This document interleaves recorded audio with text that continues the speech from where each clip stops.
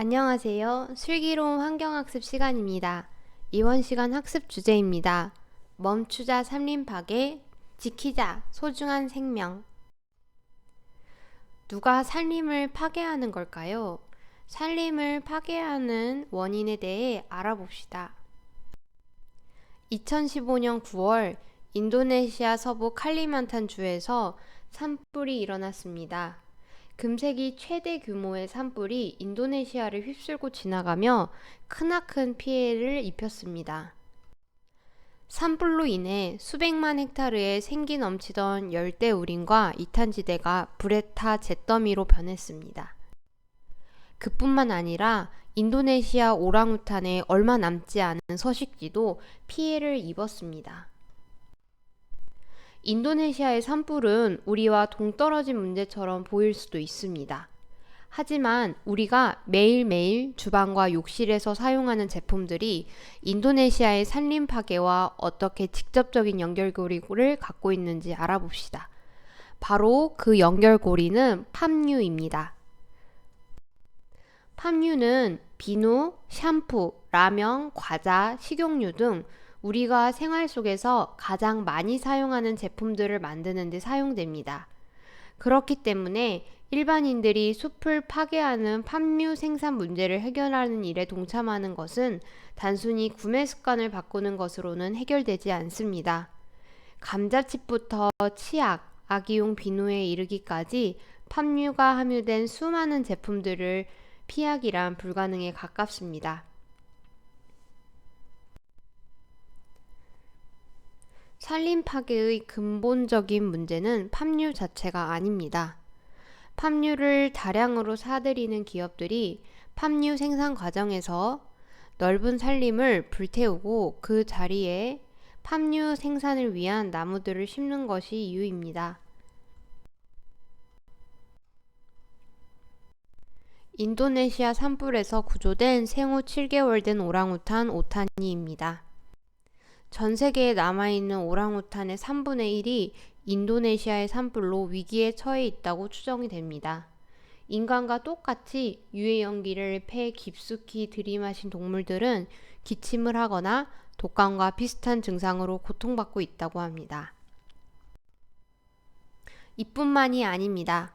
100마리밖에 남지 않은 수마트라 코뿔소 문제도 들여다봅시다. 팜유와 제재업계의 개간으로 서식지를 잃은 코뿔소들에 대해 알아봅시다. 지난달 보르네오 숲에서 40년 만에 처음으로 살아있는 수마트라 코뿔소가 발견되었습니다. 숲이 파괴되면서 수마트라 코뿔소들은 식량을 얻기가 어려워졌습니다. 코뿔소들이 위험을 무릅쓰고 벌목장으로 향하고 있다고 합니다. 그 이유는 식물이나 농작물 등의 식량을 얻기 위해서라고 합니다. 이로 인해 코뿔소들은 밀렵이라는 즉각적인 위협에 노출됩니다. 코뿔소의 뿔은 크기가 작다 할지라도 엄청난 가격에 거래되고 있기 때문에 이를 거래하는 것이 불법이라 할지라도 밀렵은 계속되고 있습니다. 대규모의 산림 보호를 진행하는 것이야말로 사라져가는 멸종위기종들을 지킬 수 있는 방법입니다. 여기저기 조금씩 보호구역을 지정하는 것이 아니라 호랑이나 코끼리 같은 대형 동물들도 생존할 수 있도록 넓은 지역 전체의 생태계를 보호해야 합니다. 또한 숲에서 살아가는 수만 종의 생물들이 건강하게 번식할 수 있도록 산림이 조성되어야 합니다. 산림이 보호되어야 하는 이유는 이뿐만이 아닙니다. 산림은 기후에 미치는 긍정적인 영향이 매우 많다고 합니다.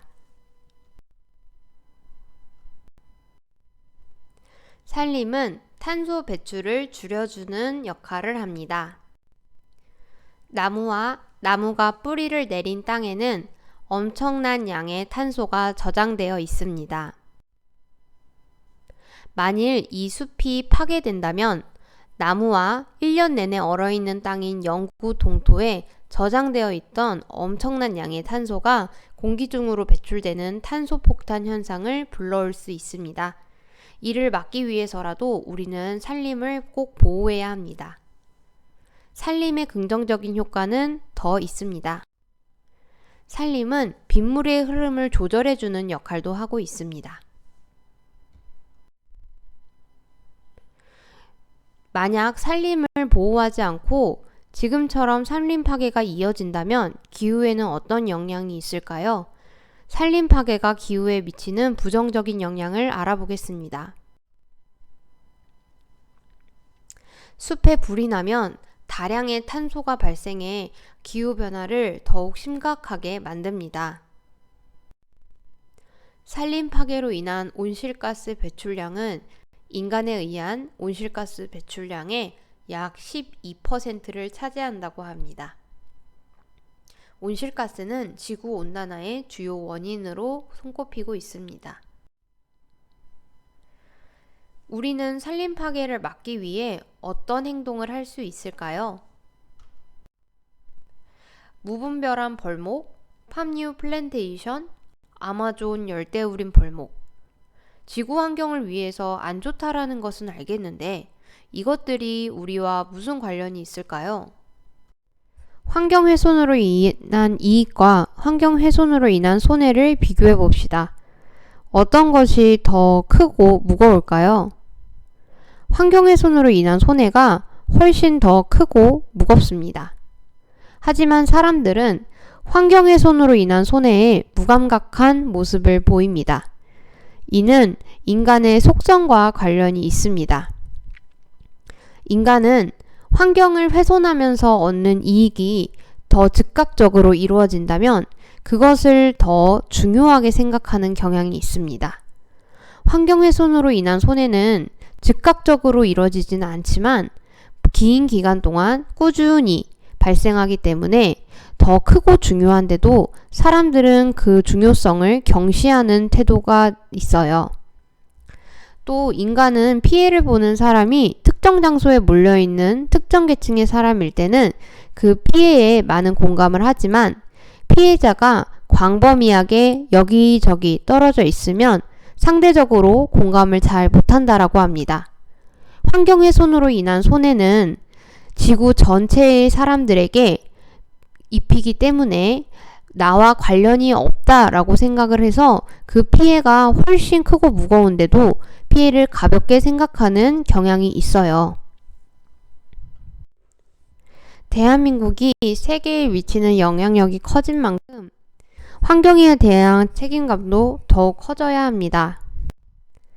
우리가 무의식적으로 한 행동이 다른 나라에 엄청난 피해를 줄 수 있다는 것을 깨달아야 합니다. 예를 들어 우리가 낭비한 전기가 멀리 떨어져 있는 호주의 산불을 내는 원인이 될 수도 있습니다. 전기를 발생시키기 위해서는 발전을 하게 됩니다. 발전 과정에서 탄소 발생이 생기는 건 우리 친구들도 알고 있죠? 탄소 발생을 증가시켜서 결국 지구온난화를 유발할 수 있습니다. 그렇게 되면 우리가 전기를 낭비하면 호주에 산불을 낼 수 있다라는 가능성이 성립이 되는 것이지요.